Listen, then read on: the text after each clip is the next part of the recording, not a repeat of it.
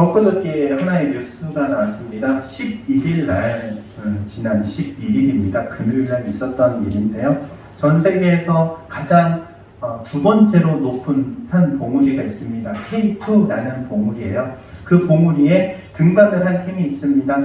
근데 이 팀에 이 산악인인 크리스틴 하렐라라는 사람은요, 이 3개월 1일이라는 시간 동안, 그러니까 90여일 정도잖아요. 90여일 동안 전 세계에서 가장 높다고 하는 해발 8,000m 이상의 산봉우리 14개를 등반을 했어요. 90일 동안 14개의 봉우리를 등반을 했다. 그게 이제 기록이 되었어요.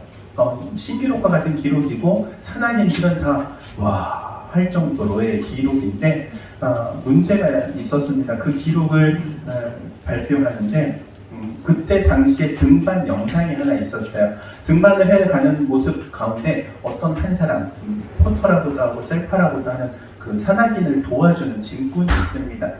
진군이 있는데 그 팀은 아닌 다른 팀에 소속되어 있던 사람인데 부상을 당해가지고 뭐 올라가지도 못하고 내려가지도 못하고 있는 상황이 함께 찍혔던 거예요.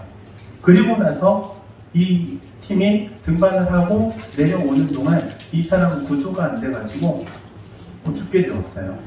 그러면서 이제 그 기사가 났는데 많은 사람들이 그 밑에다가 댓글이 어떤 댓글을 했겠어요. 90일 동안 14개의 그 험한 산지를 등반한 거를 칭찬을 했겠습니까? 아니면 그 한 사람을 못 구한 거에 대해서 비난을 했겠어요? 그래요, 맞아요. 많은 사람들이 비난을 했습니다. 명예로운 등반을 했는데 오히려 불명예스러운 이름을 갖게 된 거예요. 여러분, 원래 그리스도인이라는 이 호칭은요, 명예로운 호칭이에요. 그런데 그리스도인, 기독교인이거든요. 기독교인, 그리스도인, 기독교인 똑같은 말이에요. 그런데 오늘날 어떻습니까? 기독교인이라는 이 이름이 명예로운 이름입니까? 보통 사람들은 욕할 때 많이 써요. 기독이라는 말을 바꿔가지고 참 말에 담기도 힘들어요. 개독이라는 말로. 원래 기독교인이란, 그리스도인이라는 이름은 명예스러운 이름이었어요. 왜 명예스러운 이름이었냐면은 사도행전 11장에 이런 내용이 나옵니다. 스데반 집사님이 이제 순교를 당하잖아요. 순교를 당한 직후에 이 핍박을 피해서 예수 믿는 사람들이 각지로 흩어져요.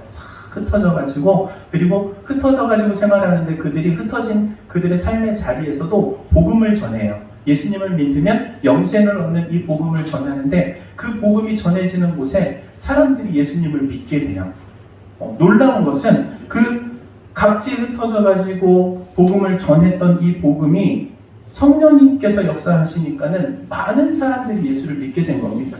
성경문에서 다음과 같이 기록하고 있습니다. 사도행전 11장 19절에서 21절 말씀인데 제가 읽어드리도록 하겠습니다. 그때 스데반의 일로 일어나는 환난으로 말미암아 흩어진 자들이 베니게와 구브로와 안디옥까지 이르러 유대인에게만 말씀을 전하는데 그 중에 구브로와 구레네 몇 사람이 안디옥에 이르러 헬라인에게도 말하여 주 예수를 전파하니, 그 다음 중요합니다. 21절, 주의 손이 그들과 함께 하심에 수많은 사람들이 믿고 주께 돌아오더라. 그러니까 예수 그리스도의 복음을 전했는데 수많은 사람들이 믿고 예수를 믿은 거예요. 양적인 부흥이 일어난 거예요. 할렐루야잖아요. 내가 복음을 전했는데 사람들이 거부하지 않고 그걸 받아들이는 거예요. 쉽게, 너무나도 쉽게 받아들이는 거예요. 여러분, 복음의 역사는 성령의 역사이며 하나님의 역사인 줄로 믿습니다. 복음은요, 지식적으로 말한다고 해서 사람들이 받아들여지는 게 아니에요. 내가 그들을 어떻게 논리적으로 말한다고 해서 그들이 설득되는 게 아니에요. 복음을 전할 때에 하나님의 성령이 감동하시고 그것을 믿음으로 받아들이게 할 때에 비로소 예수 그리스도를 믿게 되는 거예요. 이게 복음이에요. 그래서 복음의 능력은 하나님의 능력이며 성령의 능력인 거예요. 사람이 할 수 있는 일이 아닙니다. 이것은 하나님이 하시는 일이에요. 여러분, 복음의 가장 큰 특징이 무엇입니까? 사람이 할 수 없는 일을 하나님이 하신다는 거예요. 인간은 죄의 문제를 스스로 해결할 수 있는 방법이 없어요. 이 문제를 해결해 주시기 위해서 예수님께서 오신 거예요. 예수님께서 우리의 죄를 대신 지시고 십자가에 죽으심으로 우리가 해결할 수 없었던 그 문제를 해결해 주신 거예요. 그리고 그 복음을 전하기 시작해요. 예수를 믿은 사람들이 예수를 믿기만 하면 구원을 주시는 하나님의 은혜에 감사해서 감격해서 복음을 전하기 시작해요. 여러분, 예수 믿으세요. 믿기만 하면 하나님께서 모든 죄를 용서해 주시고 구원을 선물로 주십니다. 하나님의 자녀를 삼아 주십니다. 이렇게 복음을 전했던 거예요. 이 복음을 전해지는 그때에 많은 사람들이 그 복음을 순수하게 받아들이는 거예요. 그러니까는 예수 믿는 사람들이 폭발적으로 늘어나게 된 거예요. 그런데 항상 좋은 일에는 뭐가 낀다 그래요? 우리나라 속담에도 있잖아요. 좋은 일에는 뭐가 껴? 막아 껴. 안 좋은 일이 있어요.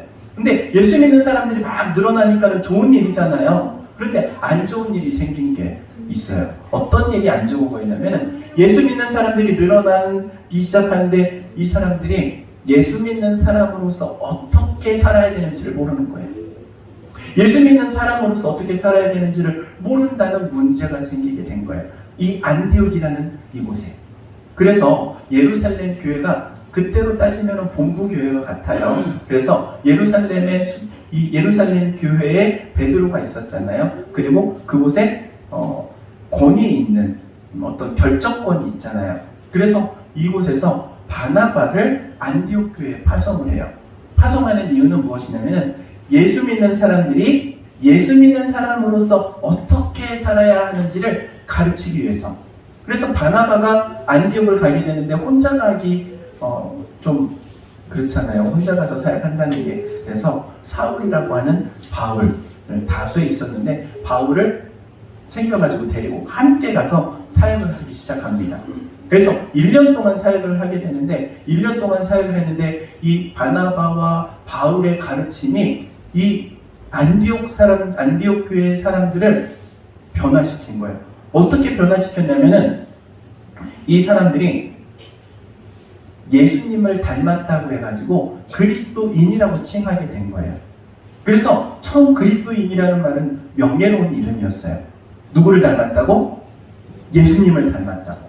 예수님을 닮았다고 해가지고 이 그리스도인이라고 호칭하게 되었는데 이게 얼마나 명예롭습니까? 여러분, 우리가 우리 자신을 소개할 때 저는 기독교인입니다, 그리스도인입니다 라는 말에는요 이런 의미가 있는 거예요. 저는 예수님을 닮아가려고 하는 사람입니다.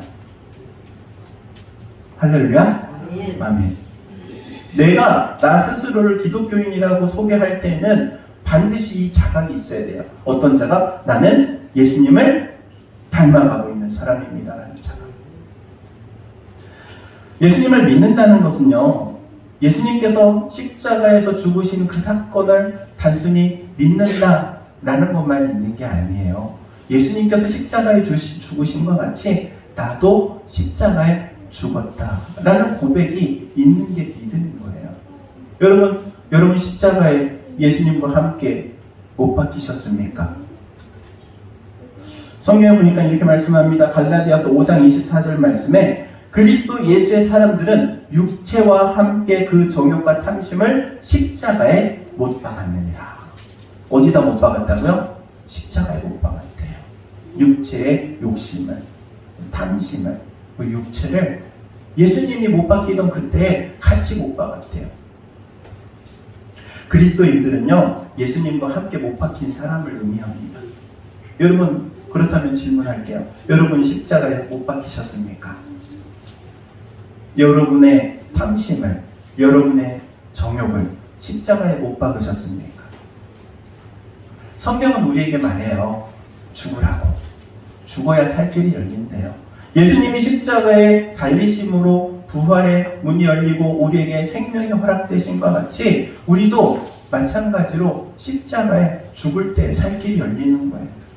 그래서요, 그 신앙생활을 한다는 것은요, 죽어야 함을 의미합니다. 오늘 다 돌아가셔서 죽으세요. 그래서 죽으라고 했다고 이렇게 꼬박고 죽으면 안 되는 거예요. 무엇이 죽어야 하느냐?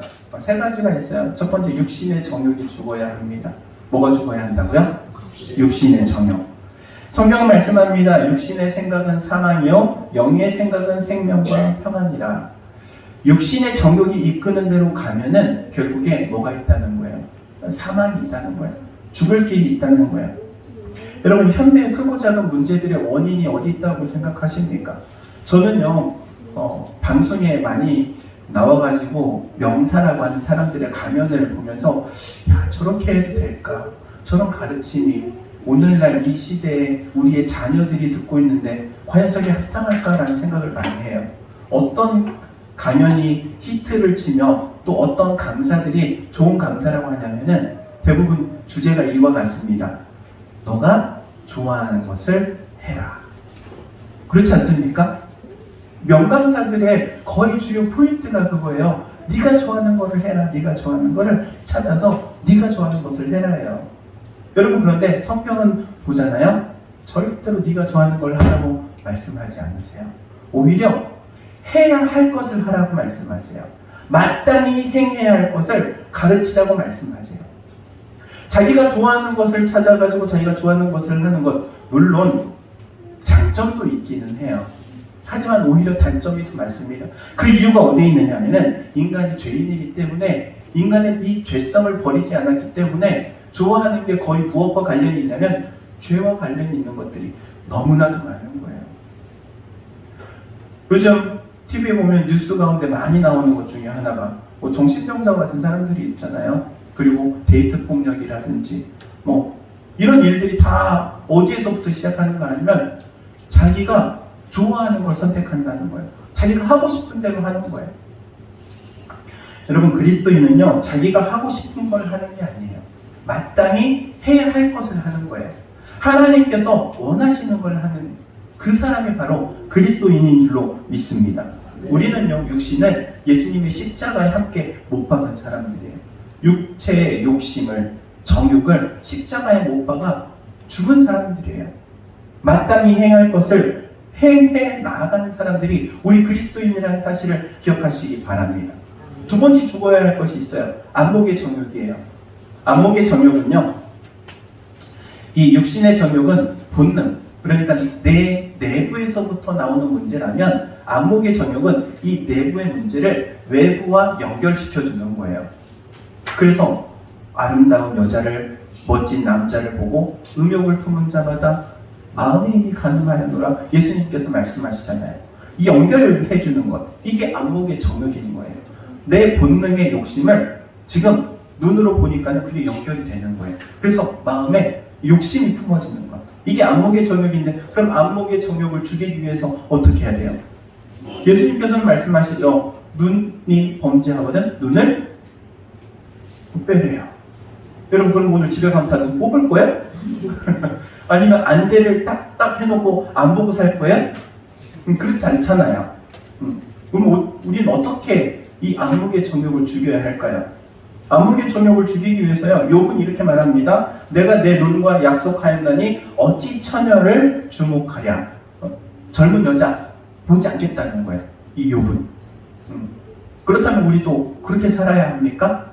그렇지 않은 거예요. 그럼 우리는 어떻게 해야 되느냐? 보는 것을 나의 욕심과 연결시키는 것이 아니라 보이는 것을 하나님과 연결시키는 거예요. 아름다운 여성을, 멋진 남성을 보면 야, 하나님께서 저렇게 멋있는 사람을 만드셨구나. 저렇게 아름다운 여자를 만드셨구나. 하나님께 영광 올려드리는 거예요. 나의 본능의 욕심과 연결하는 것이 아니라 하나님께 연결시키는 거예요. 그게 안목의 정욕을 죽이는 방법입니다. 사랑하는 성도 여러분, 아름다운 것을 보면 그것을 여러분의 욕심과 결합시키지 말고 하나님과 결합시킬 수 있기를 바랍니다. 그래서 모든 것을 하나님께 영광, 하나님께 영광. 아름다운 음악을 들어도 하나님께 영광, 아름다운 사람을 보아도 하나님께 영광. 할렐루야, 아멘. 세 번째 죽여야 할 것이 있어요. 이생의 자랑이 죽어야 합니다. 이생의 자랑. 이솝우에 보니까 이런 재밌는 이야기가 있어요. 아기 개구리들이 엄마에게 와가지고 이런 얘기를 해요. 엄마, 저기 보니까는 풀을 뜯어먹고 있는 큰 짐승이 있는데 와, 정말 엄청 크더라고. 그러니까 엄마가 얘기해요. 그래? 그게 크기 얼마나 크다고? 자, 이만큼 커? 하면서 호흡을 들이마셔가지고 배를 크게 만들어요. 이만큼 커? 그러니까는 개구리, 아기 개구리들이 말해요. 아니야, 그거보다 조금 더 커. 그러니까 또 엄마 개구리가 숨을 크게 들이마십니다. 배를 더 크게 만들어. 이만큼 커? 그러니까 아니야. 그거하고 비교할 수 없을 정도로 엄청 커. 엄마 개구리가 그래? 그럼 다시 한번 하다가 배가 터져 죽었대. 여러분, 허영심은 배 터지게 만드는 거예요.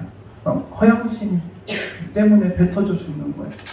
버려야 될 것이 이생의 자랑인 거예요. 죽여야 할 것이 이생의 자랑이에요. 여러분, 다른 곳으로 자랑할 것이 없습니다.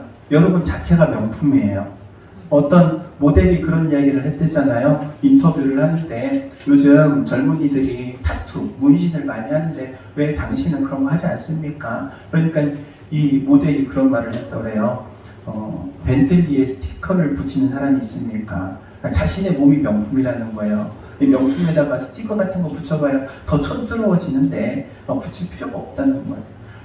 여러분 자신이 명품인 줄로 믿으시기 바랍니다. 다른 걸로 자랑하려고 하지 마세요. 내가 남들보다 더 배웠다? 그게 자랑거리가 아니에요. 내가 남들보다 더 많은 재산을 가지고 있다, 권력을 가지고 있다, 그게 자랑거리가 아니에요. 여러분이 자랑할 수 있는 것은요, 하나님께서 여러분을 구원해 주심을 자랑할 수 있기를 바랍니다. 하나님이 여러분을 만드셨음을, 창조하셨음을, 생명 주셨음을 자랑할 수 있기 바랍니다. 이게 바로 이생의 자랑을 죽이는 방법이에요. 이생의 자랑을 죽이면은 복음이 퍼져나가는 거예요. 그리고 마지막으로는요, 이 죽이는 게 한두 번 죽여서 죽질 않아요. 그래서 끊임없이 죽여야 되는 거예요. 마치 잡초와 같아요. 여러분, 풀 뽑아보신 적 있으시죠? 저도 여기 풀을 몇 번 뽑다가 도무지 안 돼가지고 제초제를 뿌렸어요. 제초제를 뿌렸는데 놀라운 것은 일주일 지나니까 또 자라더라고요. 육신의 정욕과 안목의 정욕과 이생의 자랑이 바로 우리 심령에 심겨져 있는 잡초와 같아요. 죽여도 뽑아도 끝이 없는 거예요. 끝이 없는 거예요. 그런데 끊임없이 뽑아야 되는 거예요. 끊임없이 죽여야 되는 거예요. 그래서 사도 바울이 이렇게 고백합니다. 형제들아, 내가 그리스도 예수 우리 주 안에서 가진 바 너희에 대한 나의 자랑을 두고 단언하노니 내가 날마다 죽노라. 내가 날마다 죽노라. 이게 사도 바울의 자랑거리래요. 사랑하는 성도 여러분, 매일 죽을 수 있기를 바랍니다. 육신의 정욕을, 안목의 정욕을, 이생의 자랑을 죽여갈 수 있기를 바랍니다. 그런데 이렇게 죽일 때 놀라운 하나님의 역사가 일어난대요. 예수님께서 말씀하시죠. 내가 진실로 진실로 너희에게 이르노니 한 알의 밀이 땅에 떨어져 죽지 아니하면 한 알 그대로 있고 죽으면 많은 열매를 맺느니라. 죽으면 많은 열매를 맺느니라. 사랑하는 성도 여러분, 죽일 수 있기 바랍니다. 물론 그렇다고 옆 사람을 보면서 죽어! 이러면 안 됩니다. 내가 나 자신을 보고 거울을 본 것과 같이 내가 죽어야지. 자, 옆에 있는 분들에게 이렇게 고백합니다. 내가 죽겠습니다. 고집 부리지 말고 오늘 고집을 부리고 그래. 내가 죽겠습니다. 고집 부리지 않고 내가 죽겠습니다. 내가 먼저 죽겠습니다. 부부간에, 부모 자식 간에, 형제 간에 내가 먼저 죽겠습니다. 여러분, 내가 먼저 죽을 때 그곳에 정말 수많은 열매가 맺어지게 됨을 기억하시기 바랍니다. 우리 성도들을 통하여서 하나님께서 주시는 열매를 맺어가는 은혜가 있기를 주의 이름으로 축원드립니다. 기도하도록 하겠습니다. 사랑과 은혜가 충만하신 하나님, 우리가 예수 그리스도와 함께 십자가에 못 박혔음을 항상 기억하며 살아가게 하옵소서. 육신의 정욕을, 안목의 정욕을, 이생의 자랑을, 모든 탐심을 예수님의 십자가에 못 박았음을 기억하며 내가 날보다 죽노라 고백하였던 바울과 같이 살아가기를 원하오니 우리를 쳐서 항상 주님 앞에, 말씀 앞에 순종하게 하시고 복종하게 하시고 이를 통하여 정말 하나님 기뻐하시는 열매를 맺어가는 우리 모든 성도들 되게 하옵소서. 예수님의 이름으로 기도하옵나이다. 아멘.